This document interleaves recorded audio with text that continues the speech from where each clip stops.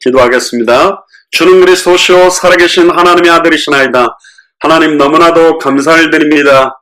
전세계 수많은 신학교들과 또 전세계 수많은 강단에서 오직 예수만이 구원의 길이며 성경 66권을 하나님의 말씀으로 온전히 믿으며 2000년 전 예수 그리스도의 십자가의 죽음과 부활이 나의 죽음이며 나의 부활로 정확하게 믿는 믿음들이 사라져가는 이때에 예수를 그리스도로 성경 그대로 알고 믿고 영접하고 순종한 자들이 모여서 예배드리게 하심을 진심으로 감사를 드립니다. 하나님 200개 나라와 2000개가 넘는 미전도 부족 국가에 초대교회가 증언했던 그 복음이 사라지고 있는 이때에 저희들에게 예수가 그리스도라는 원색 복음을 날마다 증언할 수 있도록 또 원색 복음 때문에 시대를 살릴 당대 생활의 완성의 언약으로 하나 될 수 있도록 귀한 만남을 주심을 감사를 드립니다. 미국 휴스턴과 또 특별히 한국의 여러 지역에 실시간으로 연결해서 오늘 예배를 드립니다. 하나님 저희들에게는 하나님께서 부어주시는 오직 은혜가 필요하고 특별히 강한 자를 무너뜨릴 복음으로 무장되어지기를 소원합니다. 순간순간 복음을 혼미케 만들며 예수 그리스도의 원색적 복음이 증언되지 못하도록 공격하며 하나님의 말씀을 혼잡하게 만들고 있는 시대를 바라보며 저희들이 예수가 그리스도라는 원색적 복음을 사실적으로 더 깊이 누리며 지식적으로 알고 믿는 것이 아니라 사실적으로 우리 안에 계신 성령께서 그 복음의 넓이와 높이와 깊이와 길이가 얼마나 큰 것인지 알파요 오메가요 처음이요 나중이요 시작과 끝이 되시는 그 그리스도의 놀라운 은혜들을 오늘 실시간을 통하여 시공간을 초월해서 누리며 회복하는 최고의 예배가 되도록 인도하여 주옵소서. 매주 수요일마다 성경의 복음으로 본 조직신학에 대한 내용들을 나눕니다. 특별히 오늘 2부 인간론에 특별히 하나님의 언약에 대한 중요한 내용들을 나누기를 소원하오니 지식이 되지 않게 하시며 이 약속의 말씀이 하나님께서 나에게 주신 언약을 재확인하고 재무장하는 영적 전쟁이 시작되어지는 최고의 말씀이 되도록 축복하여 주옵소서. 감사를 드리며 승리하신 주 예수 그리스도 이름으로 기도드리옵나이다. 아멘. 예, 오늘 하나님 말씀은 창세기 3장 15절 말씀입니다. 창세기 3장 15절. 수요일마다 우리 성경의 복음으로 본 조직신학에 대한 내용을 나눕니다. 2부 인간론의 7장 오늘 하나님의 언약에 대한 내용을 나누겠습니다. 최초로 우리에게 주신 행위언약 창세기 3장 15절을 같이 봉독하도록 하겠습니다. 창세기 3장 15절입니다. 내가 너로 여자와 원수가 되게 하고 내 후손도 여자의 후손과 원수가 되게 하리니 여자의 후손은 내 머리를 상하게 할 것이요 너는 그의 발꿈치를 상하게 할 것이니라 하시고. 아멘. 기도하겠습니다. 주는 그리스도시요 살아계신 하나님의 아들이시나이다. 하나님 감사를 드립니다. 매주 수요일마다 성경의 복음으로 본 조직신학의 인간론의 7번째 하나님의 언약에 대한 내용들을 나누기를 소원합니다. 나를 향한 하나님의 언약을 재확인하게 하시고 200개 나라와 2000개가 넘는 미전도 부족 국가를 향한 언약을 재확인하게 하시며 특별히 중요한 오늘 이 밤에 언약의 실체에 대한 부분들을 정확하게 확인하고 누리는 최고의 날이 되도록 축복하시며 은혜 받지 못하도록 방해하는 모든 추악하고 더러운 사탄 마귀 귀신의 세력은 나사렛 예수 그리스도를 명하는 완전히 결발받고 무너지며 떠나갈지어다. 특별히 우리 정호동 집사님을 두고 기도합니다. 하나님의 중요한 제2의 인생의 전환점을 두고 귀중한 계기로 하나님 앞에 온전히 서며 말씀 붙들고 일어나게 하심을 감사를 드립니다. 이번에 하나님께서 주신 중요한 질병이 하나님의 뜻과 계획에 남은 인생을 온전히 드릴 수 있는 축복의 시간표가 되도록 마음껏 축복하시며 앞으로 가지고 계시는 음악과 문화 선교의 기능을 가지고 200개 나라와 2000개가 넘는 미전도 부족 국가마다 예수가 그리스도라는 놀라운 복음을 찬양으로 증언할 수 있는 최고의 선교사로 쓰임받도록 축복하여 주옵소서. 2000년 전 십자가 부활로 모든 문제를 끝내시고 지금 우리 안에 성령으로 역사하고 계시는 주 예수 그리스도 이름으로 기도드리옵나이다. 아멘. 예, 오늘 그 카톡방에 프린트물을 올려드린 것을 보면서 같이 하나님의 말씀을 나누도록 하겠습니다. 조금 이제 조직신학 메시지가 우리 부산 영도에 있을 때 수요 예배 때는 좀 아이들이 있었기 때문에 조직신학에 대한 포커스를 나누지 않았는데요. 오늘 7번째 장 하나님의 언약이 인간론의 마지막입니다. 자, 하나님의 언약에 대한 부분들을 좀 나누겠습니다. 첫 번째는 행위 언약인데요. 오늘 읽었던 창세기 3장 15절, 이 언약은 최초에 주신 사실은 은혜 언약의 사실은 시초라고 할 수 있고, 행위 언약의 시초는 창세기 2장 16절 17절에 보시면 여호와 하나님이 그 사람에게 명하여 이르시되 동산 각종 나무의 열매는 네가 임의로 먹되 선악을 알게 하는 나무의 열매는 먹지 말라. 네가 먹는 날에는 반드시 죽으리라. 그러니까 선악을 알게 하는 나무의 열매를 먹지 않도록 그 행위에 대한 언약을 최초로 맺은 것이 창세기 2장 16절 17절입니다. 사람에 대해서 하나님께서 하나의 중요한 사실을 갖고 계신 건 뭐냐면, 사람을 창조하시고 창세기 1장 26절 27절에 하나님의 형상대로 창조하고 복을 주시되 생육하고 번성하고 충만하고 정복하고 다스리라는 축복을 주시면서 이 축복을 온전히 이루는 데 있어서 중요한 언약을 주신 게 창세기 2장 16절 17절의 행위의 언약입니다. 이거는 첫사람 아담에게 주었다라고 볼 수 있지만 첫사람 아담에게만 준 것이 아니라 첫사람 아담으로부터 시작될 전 인류에게 주신 명령이고 언약이라고 봐야 됩니다. 그래서 이것은 하나님께서 다른 피조물에게는 준 언약이 아닙니다. 뭐 새나 뭐 사자나 뭐 염소나 양에게 준 언약이 아니고 오직 하나님의 형상대로 창조된 사람에게만 주신 독특한 명령이었습니다. 왜 그러냐면 시편 8편 4절에 8절에 보면 영화와 종기로 관을 씌웠다. 사람을 왕적 존재로, 또 말씀을 맡긴 선지자적 존재로, 또한 경작하며 지키게 했다라고 말했던 본문을 통해서 제사장적인, 사실은 하나님의 형상이 실제는 그리스도거든요. 저와 여러분들은 처음부터 그리스도답게 창조됐던 존재였습니다. 그러니까 망할 수 없는 형상으로 사실은 창조되었고, 그러나 이 형상을 유지하고 이 축복을 누릴 수 있는 방법이 창세기 2장 16절 17절에 하나님의 말씀의 언약을 행위로 지켜내는 이 행위 언약을 준 겁니다.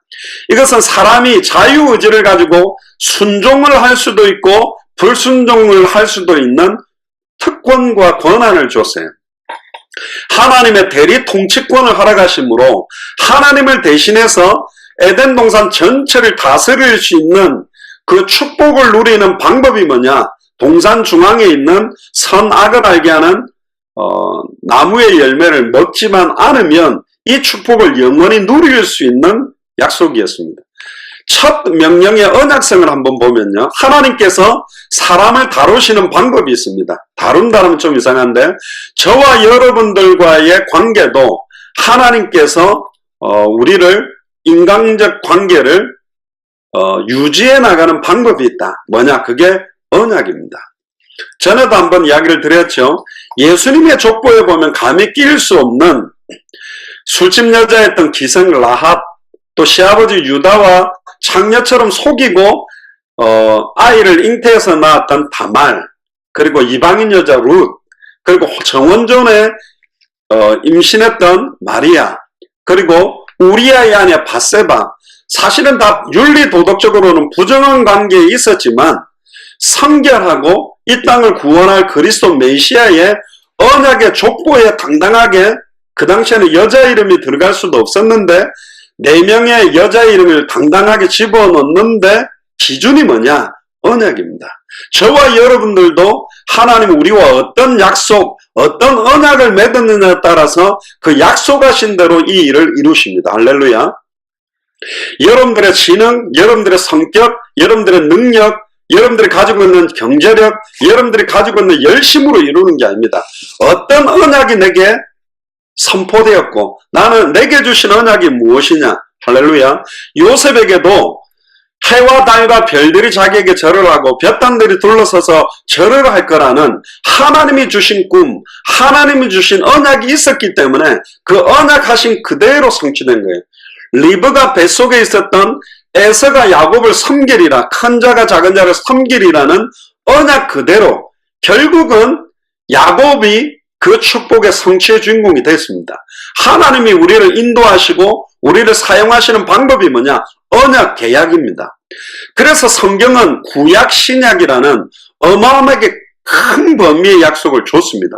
이 안에 핵심적인 언약이 뭐냐? 오실 메시아의 언약이 구약 성경의 핵심, 신약 성경, 새로운 언약의 핵심은 오신 그리스도, 그리고 다시 오실 그리스도의 언약입니다. 그래서 성경 66권은 언약의 책이다.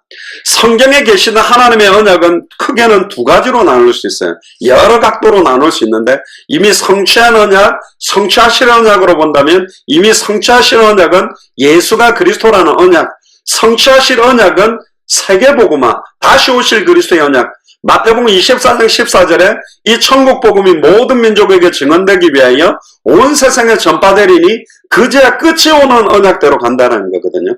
그런데 오늘 조직신학 각도에서는 행위 언약과 은혜 언약으로 해서 한번 보려고 합니다. 하나님께서 아담에게 처음 주신 명령이 뭐냐? 그걸 보고 흔히 행위 언약이라고 합니다. 웨스트민스터 신앙고백서 7장 2절에 보면 사람과 맺으신 하나님의 첫 번째 언약은 행위 언약이었는데 그 언약에서 아담 자신의 완전한 순종을 조건으로 그와 그 안에서 그의 후손들에게 생명이 약속되었다. 아담에게만 맺었던 언약이 아닙니다. 아담으로 인한 전 인류에게 최초로 맺었던 언약은 창세기 2장 16절 17절에 선악을 알게 하는 나무 열매를 따먹는 날에는 정령 죽으리라는 행위 언약입니다. 따먹으면 죽고 따먹지 않으면 영원한 생명을 누릴 수 있는 조건입니다. 왜 이걸 행위 언약이라고 부르냐면 그 명령이 언약의 요소를 가지고 있으면서 행동으로 지킬 수 있는 겁니다. 그렇죠? 그러니까 따서 먹으면 죽는 거예요. 그러니까 내 행동을 안 하게 되면 영원한 생명을 누릴 수 있는, 그래서 행위라는 부분과 언약이라는 요소가 같이 결합이 된 겁니다. 언약이라는 단어는 구약의 히브리어로는 베리트라고 그럽니다. 가르다라는 뜻으로 되어 있습니다.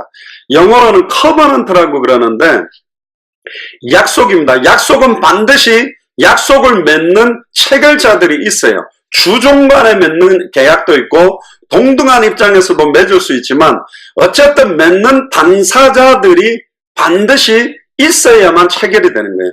하나님과 우리를 향한 언약, 하나님과 전 인류의 대표자 첫사람 아담과 최초로 맺었던 언약은 행위 언약을 주신 거예요. 그래서 그 언약 명령에는 언약의 두 당사자와 언약의 조건, 언약의 내용, 언약의 벌칙들이 있는 겁니다. 이걸 어겼을 때 오는 것,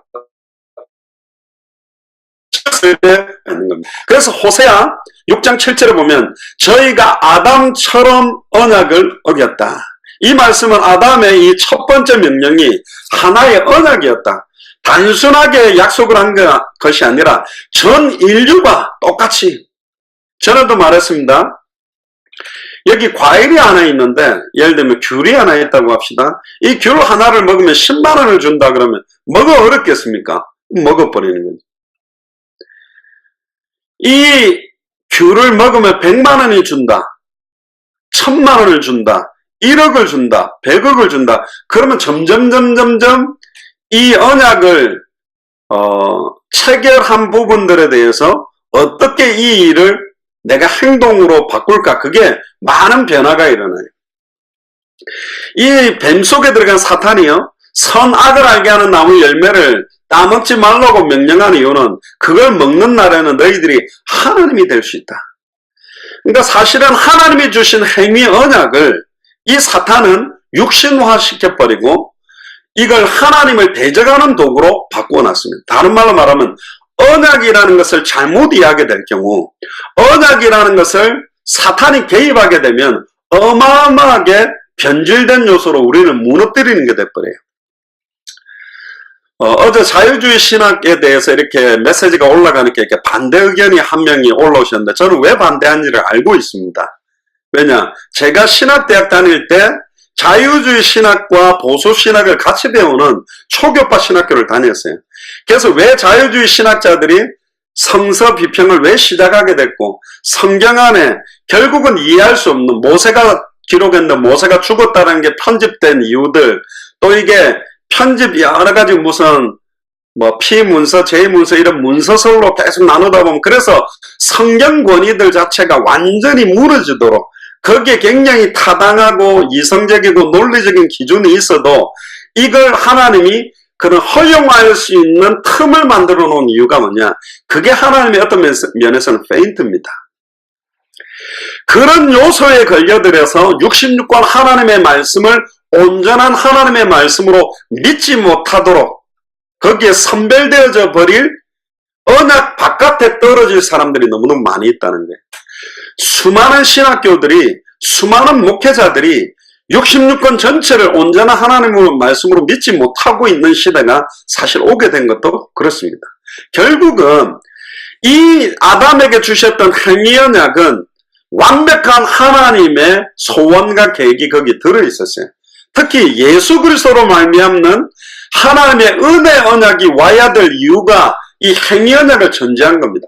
따먹지만 않으면 영원한 축복을 누릴 수 있는데 아담이 사단의 미혹과 공격을 거부하고 이길 수 있는 신분과 권세와 사명을 갖고 있음에도 불구하고 하나님의 말씀의 언약을 버려버리고 사탄의 언약을 나의 언약으로 믿고 실제로 그 선악을 알게 하는 나무의 열매를 따서 먹어버리게 됐어요. 행위로는 온전한 언약을 순종할 수 없다. 행위로는 온전하게 언약을 지킬 수 없다. 그래서 하나님의 무조건적인 은혜 언약이 시작되는 근거가 이 행위 언약의 시작입니다. 우리는 절대로 행위로는 구원받을 수 없다라는 게 창세기 2장 16절 17절을 어기는 창세기 3장 사건을 통해서 행위로는 안 되구나. 내 노력으로, 내 공덕으로, 내 인격으로, 내 결단력으로, 나의 열심으로 불가능하다. 그래서 하나님의 전적인 무조건적인 100% 은혜로 말미암아 믿음으로 구원받게 하는 방식의 언약이 나오게 된 거예요. 할렐루야. 그게 창세기 3장 15절입니다. 여자의 후손을 보내주겠다. 너가 이기는 게 아니라 여자의 후손이 뱀의 머리를 박살내고 뱀은 여자의 후손의 발꿈치를 상하게 될 것이다. 여자의 후손이라는 언약이 나오게 됐습니다. 아담과 하와로부터 태어나게 되는 남자와 여자의 씨가 맺어서 태어난 사람은 절대로 사탄의 세력을, 죄와 저주의 세력을 하나님과 단절된 문제를 해결할 수 없기 때문에 동정녀 마리아 몸에 성령으로 잉태돼서 죄 없는 사람의 몸을 입고 오실 예표가 농축되어 있는 거고, 이 안에는 밝게 드러나 있지 않아요. 이 여자의 후손이 누군지 잘 모를 겁니다. 아마 아담과 하와는 하와의 후손이라고만 생각하고 있을 겁니다. 그리고 뱀의 머리를 박살낸다는 말이 뭐냐? 사탄, 사망권세, 죄와 저주, 징벌에 대한 걸 완전히 박살내버린다는 거고, 발꿈치가 상하게 된다는 말은 인류의 모든 오게 되는 죄와 저주, 재앙을 다 짊어지고 대속의 죽음이 여기에 농축되어 있어요. 그러니까 창세기로부터 응집되어 있는데 이게 점진적 계시로 밝히 드러나서 보라 처녀가 잉태하여 아들을 낳으리니 그 이름을 예수라 하라, 임마누엘이라 하리라, 이렇게 신약 성경에 오기까지 밝게 드러나게 만들어 놓은 거죠. 우리가 절대로 행위로는 구원의 요소를 충족시킬 수 없다. 그래서 하나님은 구주 예수 그리스도를 보내셔서 우리를 위하여 십자가에 정령 죽으시고 부활하셔서 영원한 생명으로 성령이 우리 안에 거하게 되면서 이 은혜 언약을 성취시켜 놓은 겁니다.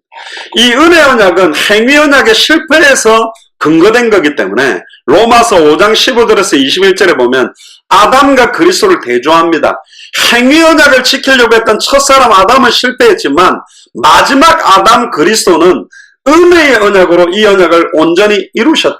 그러니까 한 사람 아담이 인류를 대표했고 인류를 대표했던 아담이 범죄함으로 모든 사람이 죽게 됐으나 마지막 아담 한 사람 그리스도가 모든 택함받은 자의 대표로서 그의 의의 행위로 십자가에 온전히 하나님의 말씀 그대로 정령 죽으리라는 말씀대로 순종하고 부활하심으로 영원한 생명이 우리에게 임하도록 만든 거죠. 로마서 5장 14절을 한번 보세요. 신학적으로는 대표성의 원리인데 첫사람 아담과 마지막 아담을 대비하면서 왜 아담이 지은 죄가 나의 죄냐라고 되묻는 사람들에게 아담의 죄가 곧 나의 죄고 2000년 전 십자가에 예수님을 못 박으라고 했던 바리새인 사두개인 서기관 로마 군병이 바로 나라는 사실을 깨닫게 하는 게 대표성의 원리예요.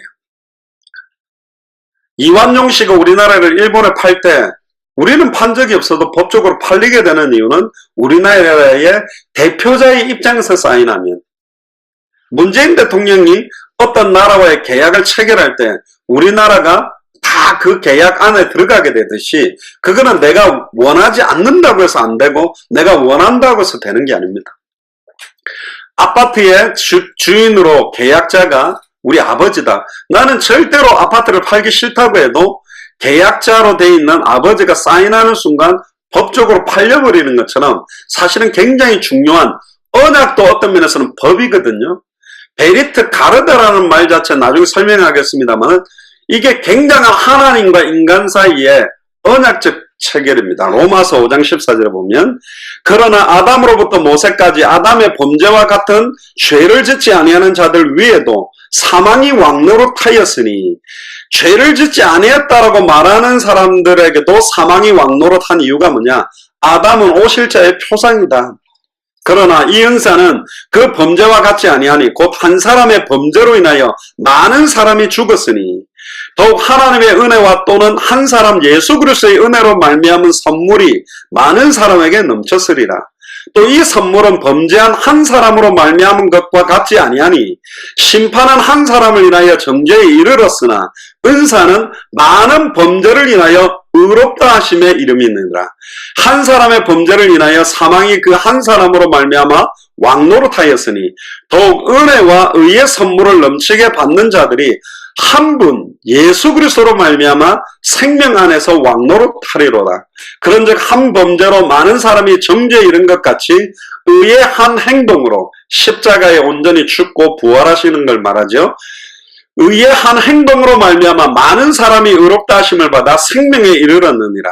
한 사람의 순종치 아니함으로 많은 사람이 죄인 된 것 같이 한 사람의 순종하심으로 많은 사람이 의인이 되리라.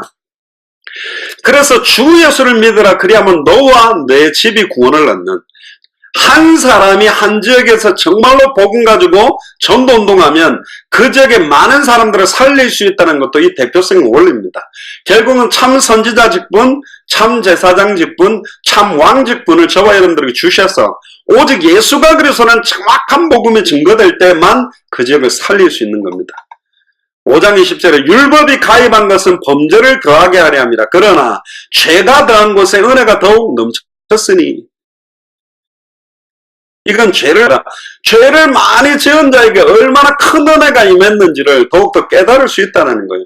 이는 죄가 사망 안에서 왕노릇한 것 같이 은혜도 또한 의로 말미암아 왕노릇하여 의로 말미암아 은혜가 우리에게 왕노릇하게 되는 우리 주 예수 그리스도로 말미암아 영생에 이르게 하려 함이니라. 할렐루야. 언약을 주시는 목적은 너희들의 행위로는 불가능하니 사실은 불가능하지 않았어요. 아담과 하와가 사탄의 미혹과 공격이 오는 걸 알고 이길 수 있는 힘이 완전히 있었다니까. 그럼에도 이길 수 있는데도 불구하고 선악을 분별하고 하나님이 될 수 있다라는 사탄의 말을 믿고 범죄해버렸기 때문에 그래서 하나님은 구속의 언약, 은혜의 언약을 통해 은혜로 말미암아 믿음으로 구원이 완성되게 만들어 놓은 겁니다. 행위가 더해질 수가 없어요. 은혜로 말미암아 믿음으로 구원받았다는 게 내 안에 성취되고 이루어지면 그 은혜와 그 믿음에 합당한 행위와 행함이 나타나는 겁니다. 아멘입니까? 그게 온전한 믿음이요. 행위와 행함이 막 나와야 구원받는 거다. 그거는 틀린 말입니다. 정확한 은혜와 믿음이 뭔지를 알면 행위와 행함은 나타나게 되는 거라니까. 그러니까 행함을 강조한다고 해서 믿어지는 게 아니에요. 행위를 강조한다고 해서 믿어지는 게 아니라 우리가 받은 은혜가 뭐며 우리가 믿는 믿음의 내용, 아들의 이름을 믿는 비밀이 정확하게 내게 임하면 성령께서 우리를 가르치고 깨닫게 하고 변화되게, 나를 중생되게 만들어 가시는 겁니다. 아멘입니까? 그게 진리를 알지니 진리가 너희를 자유케 한다는 의미죠. 자, 그러면 행위 언약의 요소들을 한번 봅시다.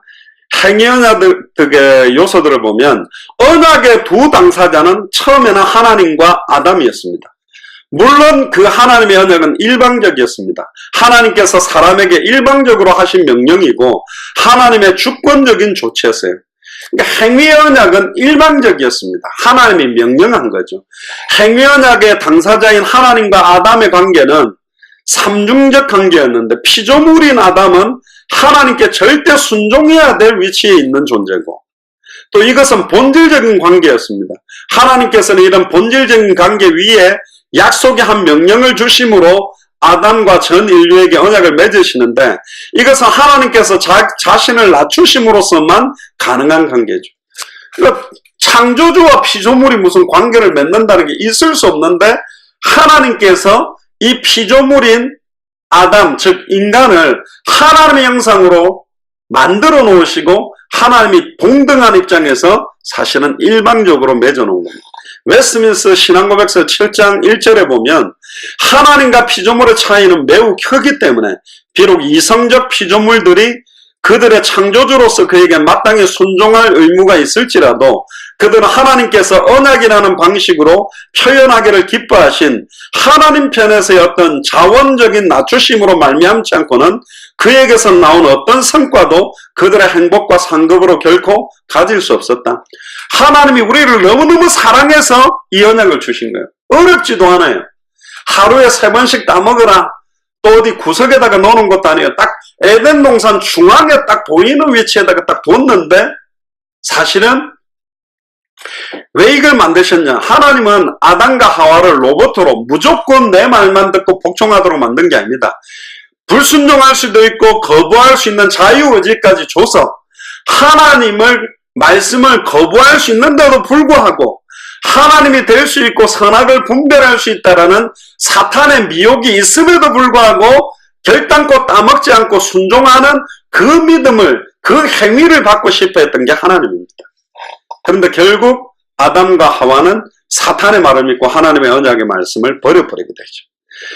그래서 하나님의 언약은 단지 아담 개인과의 언약이 아니라 인류 전체와의 언약이다. 아담은 이 언약에 있어서 온 인류를 대표한 언약의 대표자로 서 있었습니다. 그러니까 우리가 따먹은 거예요. 내가 따먹은 것과 똑같아요. 우리를 만약에 그 자리에 뒀다고 해도 우리는 따먹었을 겁니다. 과일 하나만 먹으면 1억을 준다 그러면 그냥 껍질째도 귤을 먹어버리겠죠. 하나님이 될 수 있다는 조건 앞에 안 흔들릴 인간은 없다. 다 아담처럼 누구를 세웠더라도 사실은 범죄할 수밖에 없게 추악하고 더러운 존재가 우리라는 거죠. 그리고 언약의 조건은 무조건적인 순종이었습니다. 그 순종은 하나님의 뜻에 대한 완전하고 무조건적인 순종이어야 돼요. 그런데 이 원리는 구약에 다시 도덕법에서도 나옵니다. 신약에서도 확증납니다. 신명기 27장 26절에 보면 이 율법의 모든 말씀을 실행치 아니한 자는 저주를 받을 것이다. 이 사탄이 이걸 가지고 저와 여러분들을 공격합니다. 너 율법 지켜? 너 말씀대로 순종했어? 너 11조 똑바로 해? 감사 똑바로 해? 줄 예배 잘 드리고 있어? 주를 위해 온전히 헌신하고 있어? 이런 굉장히 많은 율법을 가지고 어마어마한 강한 자 사탄이 우리를 공격하는 겁니다. 그러다 보니까 율법을 100% 지킬 수 없는 모든 자들은 율법으로 말미암아 시달리고 고통받을 수밖에 없는 거예요. 계속 나를 참소하는 자의 목소리를 듣게 되면 완전한 구속의 은혜의 언약을 잃어버리게 되면 흔들리게 되고 자기를 자학하고 비하시키고 시달리게 돼 있어요. 갈라디아서 3장 10절에 보면 무릇 율법 행위에 속한 자들은 저주 아래 있나니 기록된 바 누구든지 율법책에 기록된 대로 온갖 일을 항상 행하지 아니하는 자는 저주 아래 있는 자라 하였습니다. 율법을 100개를 지키다가 하나만 어겨도 저주 가운데 빠져버립니다.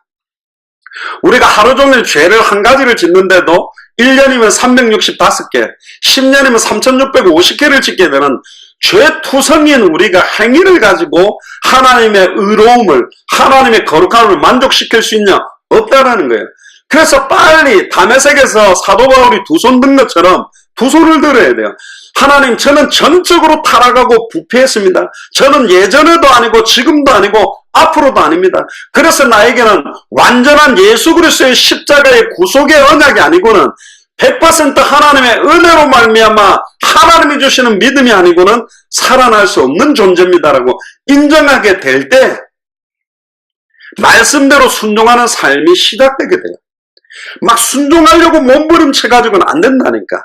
진짜로 하나님이 주신 그 크신 사랑과 은혜와 예수를 그리스도로 알고 믿는 믿음이 세워지는 만큼 주일 성수와 평상시 삶이 어마어마한 감사 속에서 이루어지는 겁니다.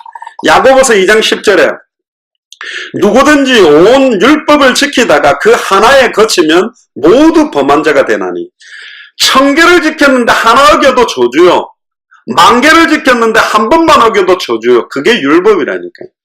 이 순종의 명령은 시험의 일정 기간에 제한되어 있었을 겁니다. 그 시험이 일정 기간에 제한되지 않았다면 아담이 비록 그 기간에 범죄치 않았다 할지라도 우리가 장차 누릴 것 같은 영생, 다시 죽을 수 없는 영생을 누리지 못했을 거다. 그러니까 하나님의 구원의 역사는 사람에게 다시 잃어버릴 수 없는 완전한 생명을 주시기 위한 아담과 하와의 실수와 범죄를 하나님은 또 이거를 은혜로 축복으로 바꿔버렸어요. 아담과 하와가 선악을 알게 하는 나무의 열매를 따먹지 않았다면 에덴 동산에 여전히 벌거벗고 살았을 건데 아담과 하와가 불순종해서 정령 죽게 되었던 사건을 영원한 생명으로 바꾸시고 아담과 하와의 후손인 우리를 영원한 천국으로 하나님 옮겨놓는 축복으로 바꿔놓은 거예요. 하나님의 공의, 하나님이 하나님의 형상대로 창조한 인간이 절대로 실패되지 않고 망하지 않도록 완벽하게 보호할 수 있는 하나님의 절대적인 주권 아래에서 이 행위 언약을 은혜 언약으로, 축복의 언약으로 바꿔놓으신 거예요. 자, 언약의 내용을 보면 생명, 곧 영원한 생명이 언약의 내용이었어요. 먹으면 정령 죽으리라는 이 벌칙의 경고 안에 있는 거예요. 안 먹는다면 영원한 생명이 있는 거죠. 근데 만일 아담이 하나님의 정한 시험 기간 동안에 그 맛인 열매를 먹지 않았다면 아담은 영원히 살았을 겁니다. 그런데 따먹었기 때문에 정령 죽게 돼버린 거예요. 하나님의 약속하신 생명이 아담이 본래 소유했던 생명과 다른 점이 있냐? 있습니다.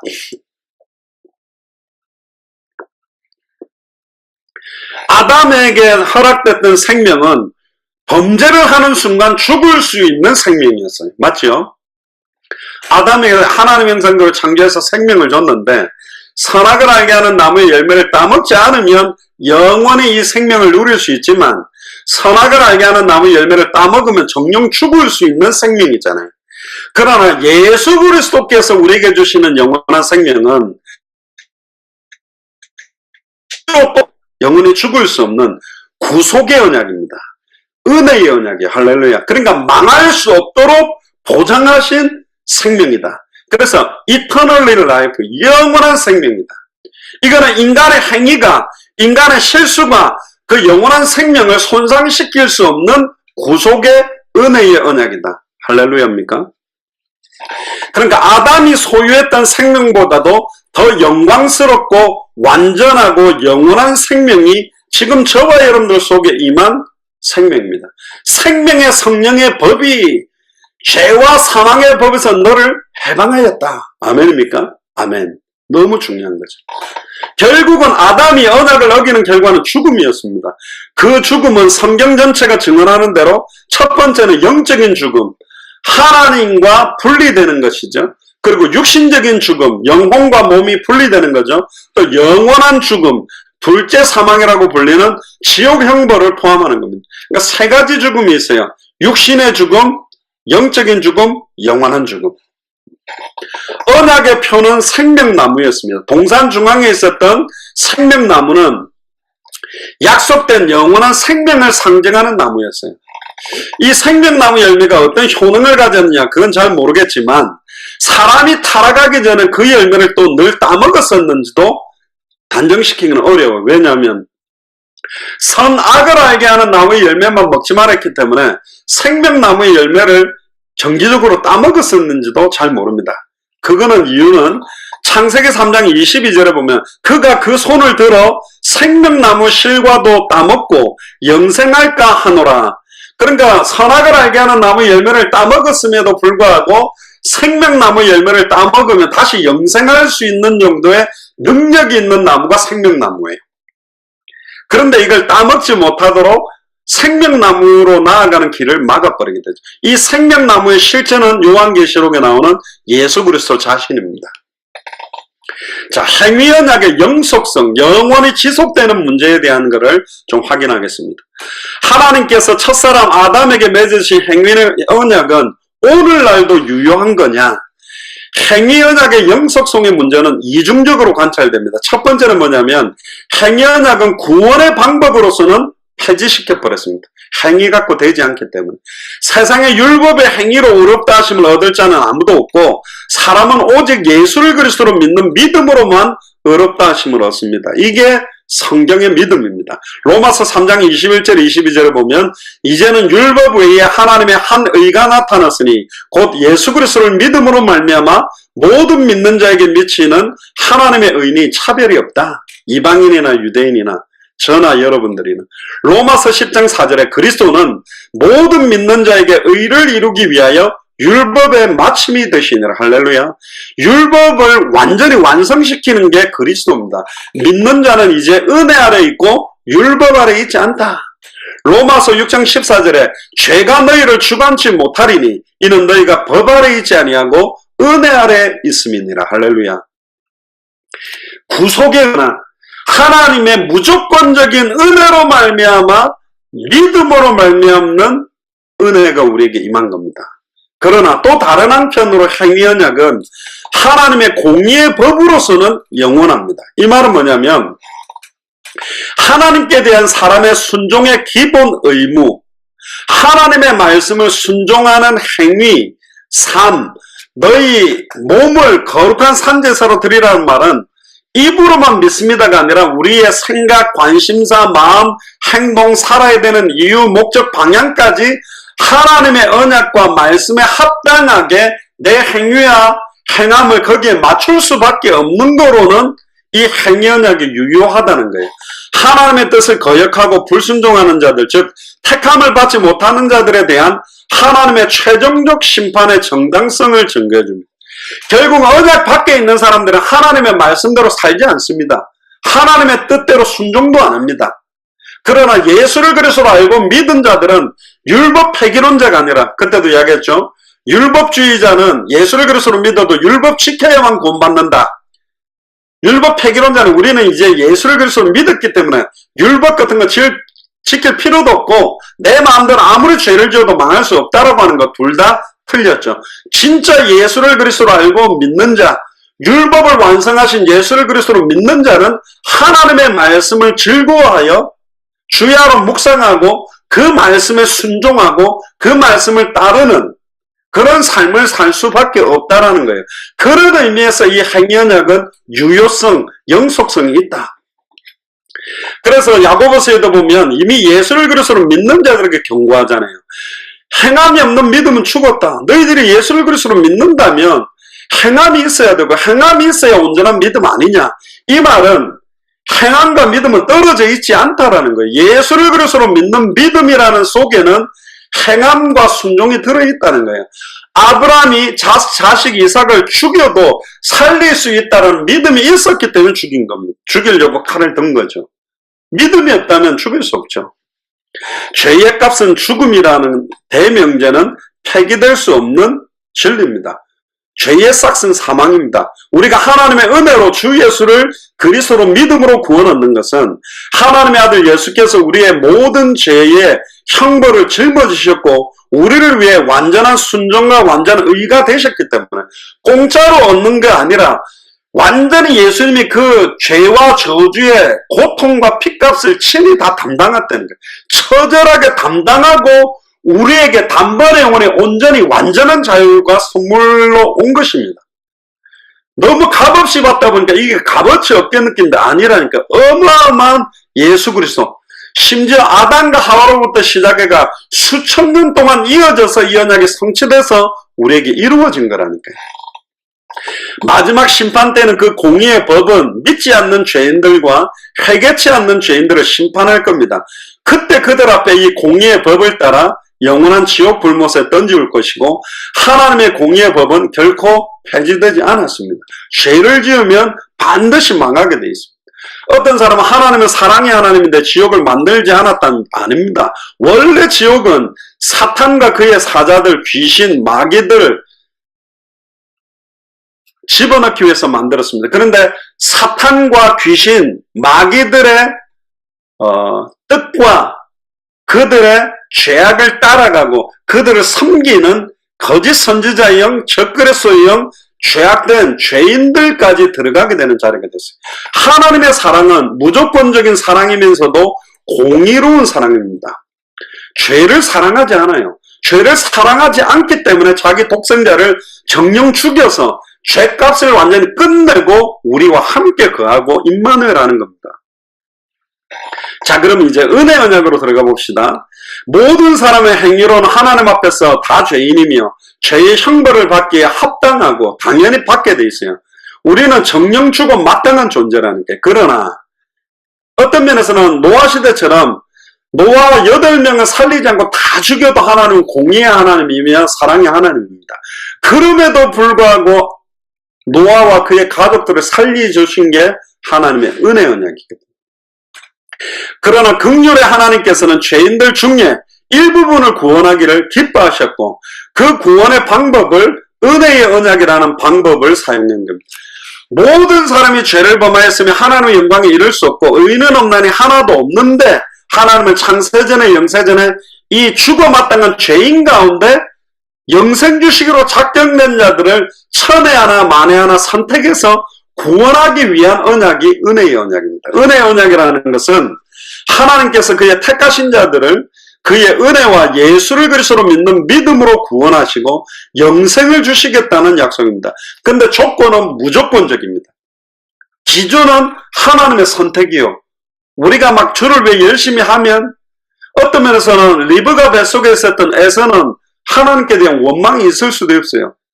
자기에게는 왜 하나님 앞에 잘할 수 있는 기회를 주지 않았는가? 내가 주일 성수도 잘하고 예배도 잘 드리고 헌금도 잘하고 말씀도 잘 듣고 봉사도 잘하고 전도도 잘하고 선교도 하고 교회도 건축하고 이런 기회를 내게는 왜 안 주고 처음부터 큰 자가 작은 자를 섬길 거라는 언약 속에 들어가는 자라고 불평하겠지만, 그것은 하나님의 절대적인 주권이요 선택입니다.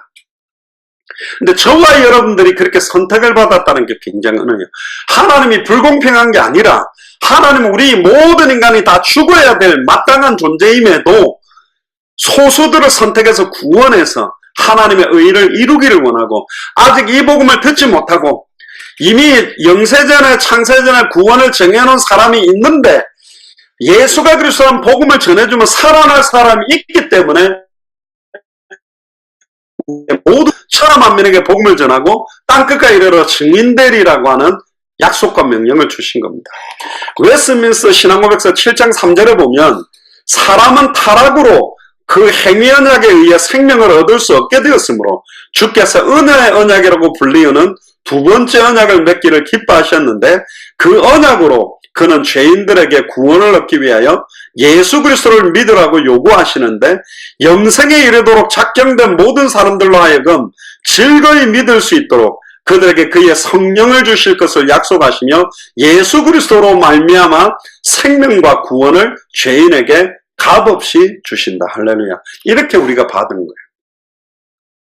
그래서 언약이라는 베리트란 말은 가르다란 뜻인데, 그 가르다란 뜻이 사실은 가죽옷, 창세기 3장 21절에 범죄하자마자 양의 껍질, 껍데기 가죽을 살과 갈라서 피가 묻은 가죽옷을 입힐 때 그 몸을 쪼갠 것, 그리고 짐승을 가를 때 피가 나오는 언약, 홍해를 가르다, 요단을 가르다, 또 성소 휘장을 위에서 아래로 가르다, 양피를 잘라낸 것도 자르다라는 의미입니다.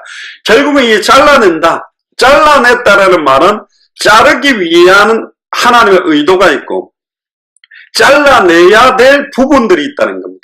그래서 사실은 세상으로부터 에클레시아 구별되게 잘라냈다면 좀 이상하지만 불러내서 구별하기 위한 부분들입니다. 그게 반드시 피 언약으로. 그래서 반석을 깨뜨렸다는 것도 가르다라는 언약. 그래서 이 가르다라는 자기 몸을 찢으시다. 또 우리가 성찬 예식을 할 때 떡을 찢을 때도 언약이기 때문에 가르다라는 의미가 들어있는 겁니다. 로마서 3장 24절에 보면 그리스도 예수 안에 있는 구속으로 말미암아 하나님의 은혜로 값없이 의롭다 하심을 얻은 자 됐다. 예수 그리스도 안에 있는 구속. 경찰들이 범인 잡아갈 때 양쪽에서 딱 팔짱 끼고 수갑 채워가고 포송줄로 딱 묶어가지고 우리를 값없이 영원한 생명을 얻게 만들어 버렸대요. 놀랍죠? 도망가지도 못하게 딱 구속하셨대요. 마태복음 26장 28절에 이것은 죄사함을 얻게 하려고 많은 사람을 위하여 흘리는 바 나의 피 곧 언약의 피니라. 그 피가 우리를 사하고 그 피가 우리를 정결케 하고 그 피가 우리에게는 많은 사람들에게는 피가 혐오스러운 거고 십자가가 죄인을 죽이는 사형틀이지만 우리에게는 나의 옛사람이 죽은 자리요 나를 공격하던 추악하고 더러운 장대에 매달린 목뱀. 왜 뱀이 붙었냐면 상징은 그리스도가 십자가에 달릴 것을 예표하지만 정작 뱀 모양에 달렸다는 것은 정작 십자가에서 완전히 박살나버린 것은 사탄이라는 겁니다. 강한 자는 이미 2000년 전 십자가 부활로 박살났다. 이미 박살났다라는 믿음으로 무장하면 끝이 나는 거예요. 열심히 금식 기도를 하고 철화를 하고 몸부림을 쳐서 무장하는 게 아니라 믿으면 끝나버리는 겁니다. 믿는 순간 끝났다는 걸 아는 거예요. 성령 충만함을 어떻게 받죠? 뭐 40일 금식해야 됩니까? 아니요. 성령 충만함은 믿음으로 받습니다. 예수를 그리스도로 믿는 믿음으로 나를 성령으로 충만케 하실 줄 믿습니다라고 믿을 때 임하는 거예요. 역사하는 거예요. 안 믿어지니까 집중하기 위해 금식도 하고 기도도 하고 진짜로 성령 충만은 말씀 충만이고 그리스도 충만입니다. 예수가 그리스도라는 걸로 가득 쳐버린 거예요. 남편을 보는데도 예수는 그리스도, 자식을 보는데도 예수는 그리스도. 막 주문이 아니라 복음으로 보이는 거죠. 그렇구나. 남편을 보는데 현장으로 보고 복음으로 보고 전도로 보고 기도로 보고 언약으로 보고 은혜로 보고 감사로 보고 그렇게 되는 것이죠. 그게 은혜의 언약이 임한 사람이에요. 그래서 오직 예수 그리스도 안에서만 계획된 겁니다. 할렐루야. 절대로 천하의 다른 이름으로 안 됩니다. 다원주의자, 어제 나누었던 다원주의자들은 하나님의 섭리와 계획은 측량할 수 없기 때문에 우리가 모든 각 종교마다 하나님의 계시되어 있는 그리스도가 있을 수 있다. 꼭 기독교 안에만 구원에 있는 게 아니다. 이러면서 이제 성경대로 믿는 건 성경을 우상숭배화하는 거다. 뭐 이런 식으로까지 너무 성경을 절대시화하는 게 우상숭배 성경을 우상화하는 거다. 이런 식으로 자유주의자들은 말합니다.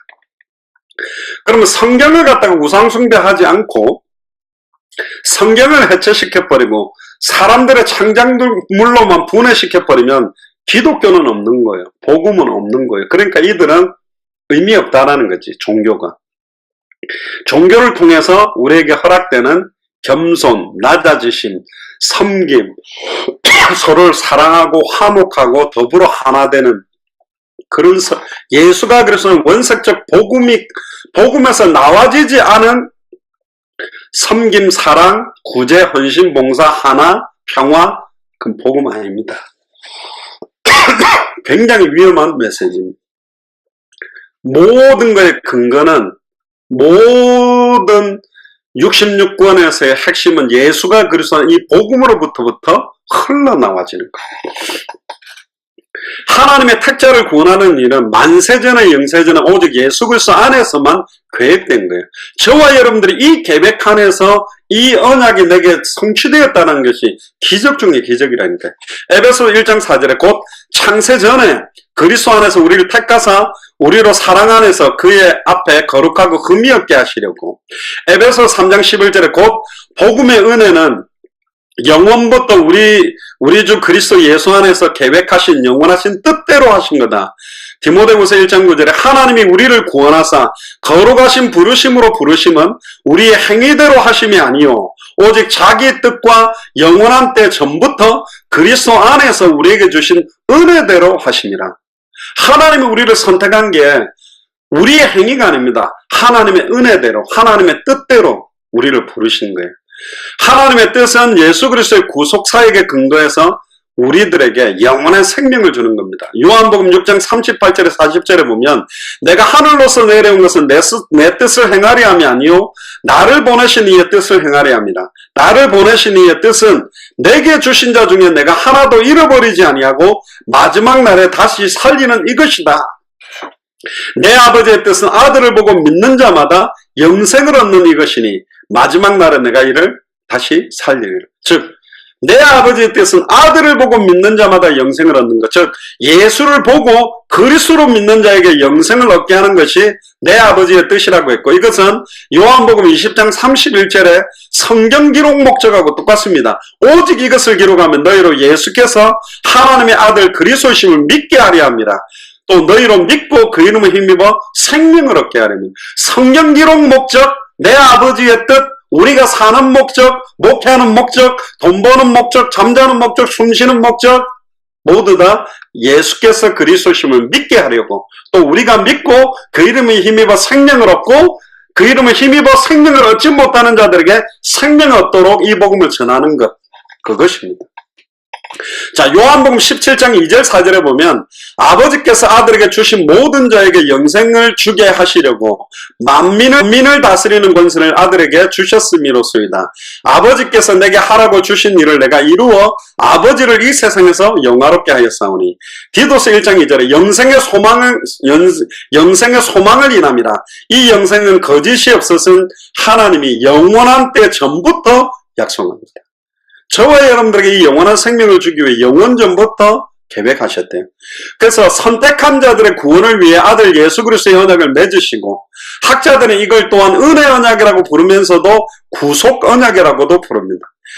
하나님은 그 아들 예수 그리스도를 통해서 그 택자들을 구속하고, 결국은 이 일을 성취하기 위해 죄 없는 사람의 몸으로 태어나기 위해 성령으로 동정녀 마리아 몸에 잉태돼서 오셨고, 율법에 복종하시고 율법을 완벽하게 이루기 위해 창세기 2장 16절 17절의 성취로 죄와 저주를 받고 정령 죽었다가 단번에 영원히 온전히 부활하셔서 이 완전한 의를 이루셨어요. 누구든지 주 이름 부르면 구원 얻도록 길을 열어버린 겁니다. 마태복음 20장 28절에 인자가 온 것은 섬김을 받으려 함이 아니라 도리어 섬기려 하고 자기 목숨을 많은 사람의 대속물로 주려 함이라. 마태복음 26장 28절에 이것은 죄사함을 얻게 하려고 많은 사람을 위하여 흘리는 바 나의 피 곧 언약의 피다. 갈라디아서 4장 4절 5절에 보면 하나님께서 그 아들을 보내사 여자에게 나게 하시고 율법 아래 나게 하신 것은 율법 아래 있는 자들을 속량하시려고. 그러나 예수님 원래 죄가 없는 자이기 때문에 죄의 종로로 단 적은 없습니다. 죄가 없는데 율법 아래 나서 율법의 정죄와 저주와 재앙을 친히 받으셔서 해결하신 거예요. 로마서 8장 18절, 로마서 5장 18절 19절에 보면 그런즉 한 번제로 말인 것 같이 의의 한 행동으로 말미암아 많은 사람이 의롭다 하심을 받아 생명에 이르렀느니라. 한 사람의 순종치 아니함으로 많은 사람이 죄인 된 것 같이 한 사람의 순종하심으로 많은 사람이 의인이 되리라. 할렐루야.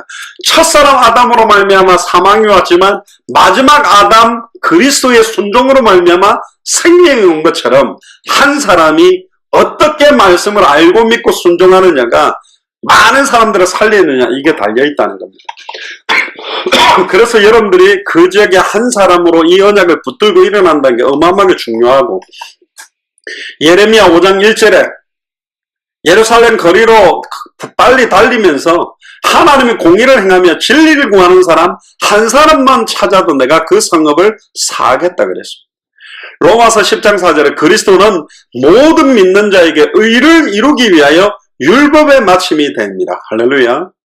히브리서 5장 8절 9절에 그가 아들이시라도 받으신 고난으로 순종함을 배워 온전하게 되었은즉 자기를 순종하는 모든 자에게 영원한 구원의 근원이 되시고. 할렐루야. 우리의 구원은 영원한 구원입니다. 그 영원한 구원의 근원이 우리 속에 계신 예수 그리스도 성령입니다. 그래서 하나님의 아들 예수 그리스도께서 구속사역을 통해 얻을 복은 택자들에게 주시는 영원한 생명입니다. 그래서 요한복음 6장 38절 40절에 내 아버지의 뜻이 아들을 보고 믿는 자마다 영생을 얻는 것이고 마지막 날에 다시 살린다. 예수님이 먼저 십자가에 죽으시고 부활하셔서 40일 이후에 승천하심으로 영광을 받으셨고 그 성령이 이제는 우리 속에 지금 우리 안에 영원한 생명이 거하고 있어요. 요한복음 17장 5절에 아버지와 창세전에 내가 아버지와 함께 가졌던 영화로서 지금도 아버지와 함께 나를 영화롭게 하소서. 창세전에 내가 아버지와 함께 가졌던 영화, 그러니까 우리가 우리의 형상을 따라 우리가 사람을 만들자. 이때 예수님이 함께 있었다는 표현이죠. 빌립보서 2장 9절 11절에 보면 이름으로 하나님이 그를 지극히 높여 모든 이름 위에 뛰어난 이름을 주사 하늘에 있는 자들과 땅에 있는 자들과 땅 아래에 있는 자들로 모든 무릎을 예수의 이름에 꿇게 하시고 모든 입으로 예수 그리스도를 주라 시인하여 하나님 아버지께 영광을 돌리게 만드신 겁니다. 자, 그러면 은혜 언약의 요소가 뭐냐? 결국 예수 그리스도의 구속에 의해서 은혜로 구원하시겠다고 했는데 은혜 언약의 조건은 딱 하나입니다. 오직 믿음입니다. 그러나 이 믿음은 결코 구원을 위한 공로가 아닙니다. 구원을 위한 하나님이 주시는 유일한 수단과 방편입니다. 또한 히브리서 12장 1절이 이제 믿음을 주시는 주도 오직 예수입니다. 충격이죠. 얼마나 은혜입니까? 요한복음 3장 16절에 하나님이 세상을 이처럼 사랑하사 독생자를 주셨으니 이는 저를 믿는 자마다 멸망치 않고 영생을 얻게 하려 합니다. 행위 언약을 지킬 수 없기 때문에 은혜 언약을 주셨고 은혜도 믿음으로 말미암아 성취되게 구속하시는 언약으로 우리에게 임한 겁니다. 로마서 3장 22절에 곧 예수 그리스도를 믿음으로 말미암아 모든 믿는 자에게 미치는 하나님의 의인이 차별이 없다. 에베소서 2장 8절 9절에 너희가 그 은혜를 인하여 믿음으로 말미암아 구원을 얻었나니 이것이 너희에게서 난 것이 아니요 하나님의 선물이라. 행위에서 난 것이 아니니 중요하죠. 이는 누구든지 자랑치 못하게 합니다. 감히 우리 행위로 했다고 자랑할 수 있냐? 자기 의를 드러낼 수 있냐? 그럴 수 없다. 은혜 언약의 중보자도 오직 예수 그리스도다. 디모데전서 2장 5절에 하나님은 한 분이시요 또 하나님과 사람 사이의 중보도 한 분이시니 곧 사람이신 그리스도 예수라. 히브리서 8장 6절에 그러나 이제 그가 더 아름다운 직분을 얻으셨으니 이는 더 좋은 약속을 세우신 더 좋은 언약의 중보라. 은혜 언약에 담겨있는 약속의 내용은 우리 선택받은 자들에게 주는 영원한 생명입니다. 요한복음 3장 16절에도 영생을 준다 그랬고 예레미야 31장 33절에 나 여호와가 말하노라 그날 후에 내가 이스라엘 집에 세울 언약은 이러하니 곧 내가 나의 법을 그들의 속에 두며 그 마음에 기록하여 나는 그들의 하나님이 되고 그들은 내 백성이 될 것이다. 에스겔 36장 28절에 내가 널 열조에게 준 땅에 너희가 거하여 내 백성이 되고 나는 너희 하나님이 되리라. 요한복음 1장 12절에 영접하는 자 곧 그 이름을 믿는 자들에게는 하나님의 자녀가 되는 권세를 주셨다. 그리고 계시록 21장 3절 7절에 내가 들으니 보좌에서 큰 음성이 나서 가로되 보라 하나님의 장막이 사람들과 함께 있음에 하나님이 저희와 함께 거하시리니 저희는 하나님의 백성이 되고 하나님은 친히 저희와 함께 계셔서 이기는 자는 이것들을 유업으로 얻으리라. 나는 저희의 하나님이 되고 그는 내 아들이 되리라. 할렐루야. 하나님은 우리의 하나님, 우리는 하나님의 아들이요 딸이라는 거죠. 그러면 은혜 언약에 두 측면이 있습니다. 법적인 측면과 생명적 측면이 있는데 은혜 언약은 합법적으로 은혜 언약 안에 참여할 수 있도록 만들었습니다. 그러나 할례 규례에도 잘 나타나는데 창세기 17장 7절 10절 12절에 보면 내가 내 언약을 너와 내 대대 후손 사이에 세워 영원한 언약을 삼고 너와 내 후손의 하나님이 되리라. 너희 중 남자는 다 할례를 받으라. 이것이 나와 너희와 너희 후손 사이에 지킬 내 언약이니라. 대대로 남자는 난지 8일 만에 할례를 받아라. 구약시대 때는 할례를 몸에다가 했지만 지금은 마음의 할례를 하는 거다. 여자는 할례를 할 수 없잖아요. 그런데 예수를 그리스도로 믿는 순간 성령이 우리 안에 거함으로 우리 마음에 하는 할례가 성취되는 겁니다. 신명기 29장 10절 12절에 보면 오늘날 너희 곧 너희 두령과 너희 지파와 너희 장로들과 너희 유사와 이스라엘 모든 남자와 너희 유아들과 너희 아내와 및 내 진중에 있는 객과 물은 너를 위하여 나무를 패는 자로부터 물 깃는 자까지 다 너희 하나님 여호와 앞에 선한 것은 너희 하나님 여호와의 언약에 참여하며 구약시대 때 이 언약에 참여하는 방법을 이제는 은혜의 언약, 구속의 언약으로 누구든지 주의 이름을 부르면 유대인이나 헬라인이나 다 구원 얻는, 이제는 이스라엘에게 주려고 했던 그 언약을 이어가는 영적 이스라엘의 축복이 임하게 되는 거죠. 그리고 은혜 언약은 이런 법적인 측면도 신약 아래에서도 계속 유지됐습니다. 사도행전 2장 39절에 이 약속은 너희와 너희 자녀와 모든 먼데 사람 곧 우리 주 하나님 얼마든지 부르시는 자들에게 하신 거다. 사도행전 16장 31절에 주 예수를 믿으라. 그래야만 너와 내 집이 구원을 얻으라. 모든 족속 천하만민 땅끝으로 확대되었죠. 이 언약이.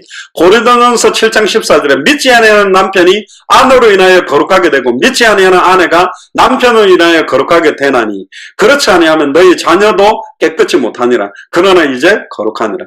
이건 불신자 남편하고 결혼해라, 불신자 아내 될 사람은 결혼해라는 포커스가 아니라 믿지 않는 가정의 한 사람에게 이 은혜 언약이 임하게 되면 남편도 이 복음화되고 믿지 않는 아내도 복음으로 살고 자녀도 살게 된다는 이야기입니다. 법적 측면에 볼 때 은혜 언약에는 세 부류의 사람이 있어요. 예수 그리스도를 주와 구주로 진실히 믿는 성인들, 여기 성인이라는 표현은 좀 잘못됐는데 조직 신학에서는 이렇게 사용했는데 틀렸습니다. 거룩한 사람은 없습니다. 둘째, 예수 그리스도를 믿는 사람의 자녀, 또 법적으로 언약에 들어와 있는 비중생자들. 이 세 번째 부류의 사람들은 형식적 교인이나 위선자들인데 이스마엘이라든가 은혜 언약 안에 있는 것처럼 보이는데 결국은 참된 의미의 언약의 백성이 아닌 12사도로 부름을 받았던 사실 가룟 유다도 이런 편이죠. 또 한 측면으로 은혜 언약은 생명적 측면이 있습니다. 참으로 택함을 받은 모든 사람은 중생하고 예수 그리스도를 믿고 실제로 그 새 생명을 얻고 새로운 삶, 거룩하게 의롭고 선한 삶을 살 수밖에 없어요. 그게 생명적인, 생명은 자라나고 풍성하게 돼 있어요. 형식적인 교인과 중생한 교회는 구분을 정확하게 하기는 어려운데 그들이 믿는다라고 하는 믿음의 내용과 근거, 그들의 행위나 열매를 보면 진짜 믿는지 안 믿는지 어느 정도 확인을 할 수 있습니다. 데살로니가전서 1장 3절 4절에 보면 너희 믿음의 역사와 사랑의 수고와 우리 주 예수 그리스도에 대한 소망의 인내를 기억하미니 하나님의 사랑하심을 받은 형제들아 너희를 택하심을 아노라. 요한일서 3장 10절에 이러므로 하나님의 자녀와 마귀의 자녀들이 나타나니 무릇 의를 행치 아니하는 자나 또는 그 형제를 사랑치 아니하는 자는 하나님께 속하지 아니하니라. 그러니까 하나님께 속한 자, 즉 예수를 그리스도로 믿는 자는 형제 당연히 사랑할 수밖에 없고 복음 전할 수밖에 없다는 거죠. 우리는 법적뿐만 아니라 생명적으로도 언약의 백성이 되었으면 성경대로 깨닫고 믿는 게 중요합니다. 은혜 언약의 시대들인데 은혜 언약은 구약시대와 신약시대에 다르게 집행이 되었습니다. 그러나 언약의 집행 방식의 차이일 뿐이지 은혜 언약은 구약시대나 신약시대에 본질적으로 동일하게 역사했습니다. 은혜 언약은 에덴 동산에서 하나님께서 뱀, 곧 사탄에게 선언하신 처음 암시되어 있는 언약이 은혜 언약이 있어요. 그게 은혜 언약이 창세기 3장 15절입니다.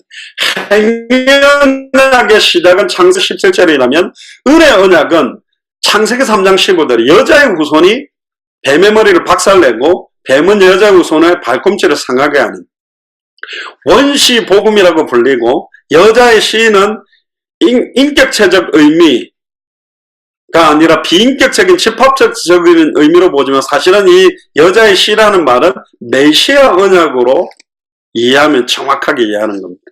여자의 후손이라는 의미는 선지자 직분이 녹아있고 뱀의 머리를 박살낸다는 의미는 왕적 의미가 녹아있고 발꿈치가 상하게 된다는 말은 제사장적인 직분이 녹아있는 겁니다. 그리고 갈라디아서 4장 4절에 보면 때가 차면 하나님이 그 아들을 보내사 여자에게 나게 하시고 결국은 여자에게 나게 하셨다는 말도 창세기 3장 15절에 원시복음을 근거했고 아담과 하와에게 가죽옷을 입히신 것 창세기 3장 21절에 예수 그리스도의 속죄를 예표하고 그리스도로 옷 입는다, 빛의 갑옷을 입는다, 전신갑주를 입는다, 성령 충만함을 입게 되는 예표며, 이때부터 구약 짐승제사가 이때부터 개시됐습니다. 그래서 가인과 아벨이 제사를 하게 되죠. 은혜 언약은 또 노아 시대 때도 나타납니다. 홍수 심판으로부터 구원하는 방주, 누구든지 그 방주 안에만 들어오면 구원 얻는, 또 두 번째는 홍수 심판 이후에 절대로 홍수로 멸하지 않겠다는 무지개 언약도 은혜 언약의 예표입니다. 자연적 언약이라고도 하는데요. 그리고 아브라함에게 맺었던 언약도 몇 가지 특징이 있습니다. 하나님과 정식적으로 맺었고 그 표로 할례 언약이, 또 아브라함이 하나님을 믿는 믿음으로 의를 얻게 되는, 또 민족적이고 또 세계적인 언약, 창세기 12장 2절 3절에 내가 너로 큰 민족을 이루고 내게 복을 지어 내 이름을 창대케 하리니 너는 복의 근원이 될지라. 땅의 모든 족속이 너를 인하여 복을 얻을 것이다. 또 네 씨로 말미암아 천하 만민이 복을 얻을 것이다. 이거는 아브라함에게만 국한된 게 아니라 아브라함과 다윗의 자손 예수 그리스도의 세계로 영적인 계보를 이어왔고, 예수를 그리스도로 믿는 우리에게 이 아브라함에게 허락했던 그 은혜 언약과 구속 언약과 성취 언약이 이어진 겁니다.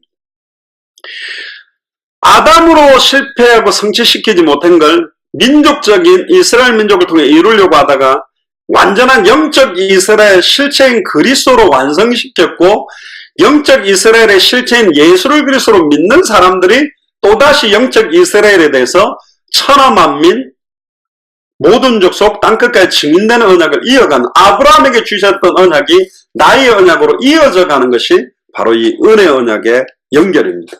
시대마다 이어진다는 거죠. 이 언약은 물질적이며 또한 영적입니다. 신약교회도 적용이 됐었고요. 그래서 로마서 4장 16절에 이 약속은 그 모든 후손에게 굳게 하려 하심이라. 율법에 속한 자뿐 아니라 아브라함의 믿음에 속한 자에게 도니, 아브라함은 하나님 앞에서 우리 모든 사람의 조상이라. 로마서 4장 16절에 정확하게 이야기했죠. 아브라함의 믿음에 속한 자에게도 이루신다. 갈라디아서 3장 29절에 너희가 그리스도께 속한 자면 아브라함의 자손이요. 할렐루야. 예수를 그리스도로 믿는 자면 우리는 아브라함의 자손이다. 은혜 언약은 또한 시내산 언약에도 연결됩니다. 구약 옛 언약을 시내산에서 모세를 통해 이스라엘 백성들과 맺었지만, 모세는 하나님의 모든 말씀을 책에 기록하고 낭독하며 언약서라고 불렀는데, 또 제물에 피를 뿌리면서 언약의 피라고 했습니다. 시내산 언약은 율법의 형식으로 주어졌지만 도덕법, 재판법, 의식법 있고 하지만 그 도덕법은 외적으로는 행위를 요구하는 듯 보이지만 행하라 그리하면 산다. 결국은 행위를 가지고는 안 되고 은혜가 필요한, 은혜를 받게 만드는, 그래서 로마서 3장 20절에 율법의 행위로 그 앞에 의롭다함을 얻을 육체가 없나니 율법으로는 죄를 깨달음이라. 로마서 4장 15절에 율법은 진노를 이룬다. 또 의식법도 예수 그리스도의 그 구속, 십자가의 죽음과 부활의 의식을 바라보게 하기 위해서 제사제도, 성막제도, 지성소, 법궤, 속죄소, 또 언약궤 안에 있는 것도 삼중직에 대한 비밀. 그래서 레위기 4장 20절에 제사장이 그것으로 회중을 위하여 속죄한 자 그들이 사함을 얻으리라. 웨스민스터 신앙고백서 7장 5절에 그들, 구약의 이스라엘 백성들은 그 약속된 메시아로 말미암아 완전한 죄사함과 영원한 구원을 얻었다. 그들은 제사를 지내고 율법을 지키는 행인 줄 알았는데 결국은 율법을 완성하고 제사의 실체가 되는 메시아 언약을 바라보고 사실은 구원받은 거죠. 신약은 새 언약, 즉 하나님께서 예수 그리스도를 통하여 그를 믿는 사람들과 맺은 언약인데, 예레미야 31장 31절에도 신약 시대를 예언했습니다. 보라, 날이 이르리니 내가 이스라엘 집에 새 언약을 세우리니. 또 누가복음 22장 20절에 이 자는 내 피로 세우는 새 언약이다. 고린도전서 11장 25절에도 식후에 또 이와 같이 잔을 가지시자 가르사되 이 자는 내 피로 세운 새 언약이니 이것을 행하여 마실 때마다 나를 기념해라. 그러므로 사도 바울은 율법시대와 복음시대를 구약과 신약시대라는 말로 구별했습니다. 고린도후서 3장 6절 14절에 우리를 새 언약의 일꾼 되기에 만족해 하셨으니, 이 새 언약이 우리에게 온 거죠. 신약시대 때는 구약에 예표되고 암시되었던 예수 그리스도의 단번의 속죄사역이 실제로 이루어졌다. 히브리서 7장 27절에 저가 단번에 자기를 들여 이루셨고, 히브리서 9장 11절 12절에 그리스도께서 장래의 좋은 일의 대제사장으로 오사 손으로 짓지 아니한 곧 이 창조에 속하지 아니한 더 크고 온전한 장막으로 말미암아 염소와 송아지의 피로 아니하시고 오직 자기의 피로 영원한 속죄를 이루사 단번에 성소에 들어가셨다. 그래서 구약은 예표적이고 그림자적이고 임시적이고 가변적이었다면 신약은 성취적이고 실체적이고 최종적이고 영원 불변적입니다. 그리고 두 번째, 구약의 언약은 인간의 율법적 행위가 강조되었으나 신약은 복음 안에 계시는 하나님의 은혜가 강조되었다. 요한복음 1장 17절에 율법은 모세로 말미암아 주신 것이요 은혜와 진리는 예수 그리스도로 말미암아 온 것이다. 로마서 3장 21절 22절에 이제는 율법 외에 하나님의 한 의가 나타났으니 율법과 선지자들에게 증거를 받은 것이라. 곧 예수 그리스도를 믿음으로 말미암아 모든 믿는 자에게 미치는 하나님의 의니 차별이 없다.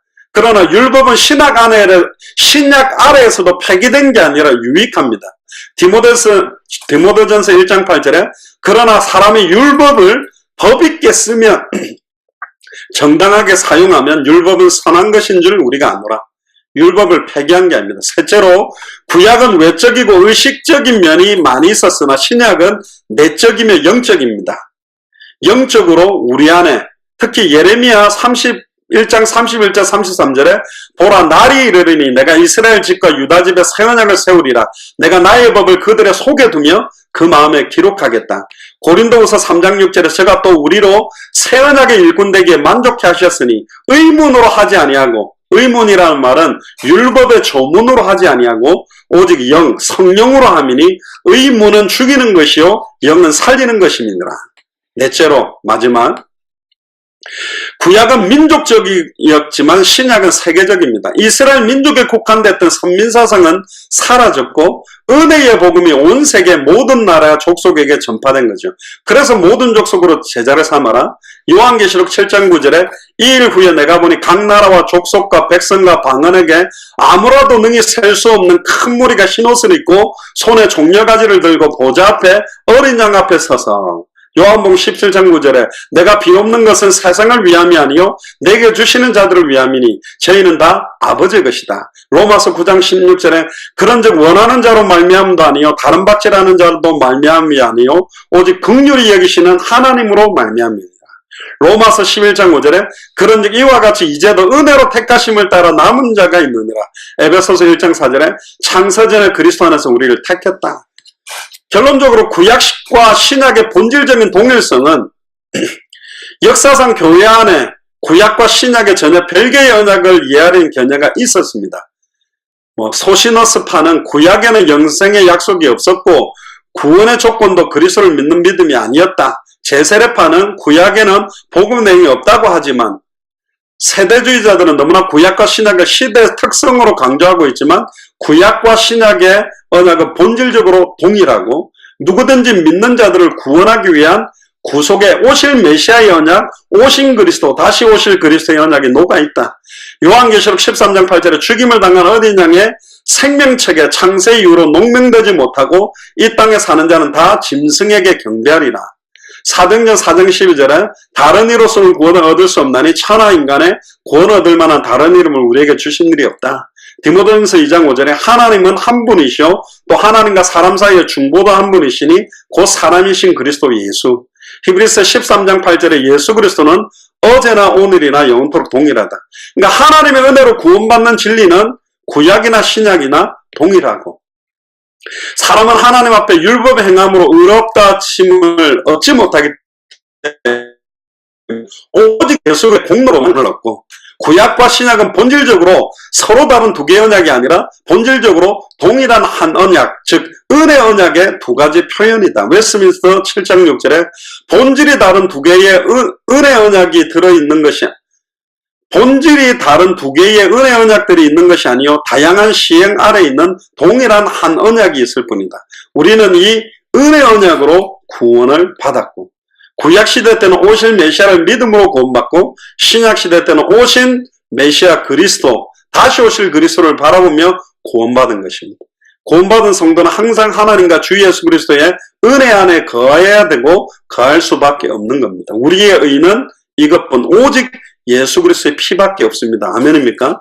또 예수를 그리스도로 믿는 믿음 안에 얻는 이 완전한 의 안에서 하나님의 의를 이루는 당대 생명의 언약의 성취의 삶을 살며 하나님 사랑 안에서 성경의 복음으로 서로 사랑하며 마태복음 24장 14절을 이루는 삶을 사는 것이 가장 큰 은혜며 축복인 줄 믿습니다.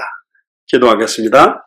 지금은 우리 주 예수 그리스도의 은혜와 하나님의 크신 사랑하심과 성령님의 내주인도 역사교통 충만하심이 특별히 조직신학 인간론 7장의 하나님의 언약에 대한 내용을 확인하며 측량할 수 없는 하나님의 은혜로 말미암아 창세전에 영세전에 우리를 구속하시고 예수를 그리스도로 믿는 믿음 때문에 우리의 남은 삶을 오직 주와 복음만을 위해 살기로 결단하는 우리 예수사랑교회 마라나타 미션을 철저의 모든 교역자들과 성도들과 우리 후대들 머리 위에 또 모든 족속 찬양하면 땅끝마다 함께 성경의 복음으로 하나 되어 성경의 전도운동을 하며 성경의 끝 다시 오실 그리스도를 바라보는 초대교회가 가졌던 마라나타 신앙으로 살기로 결단하는 모든 주의 종들과 선교사님들과 현장 위에 지금으로부터 영원토록 항상 함께 계실지어다. 아멘.